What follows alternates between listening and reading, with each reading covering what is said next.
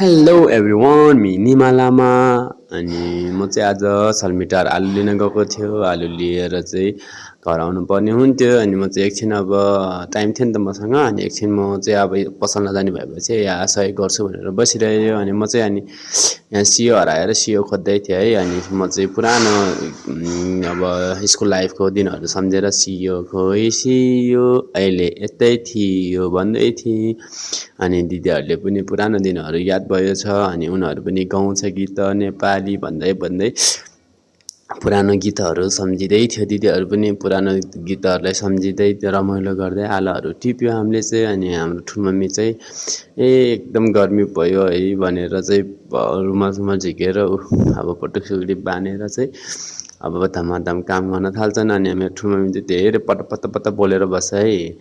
अनि बानी नै त्यसो छ।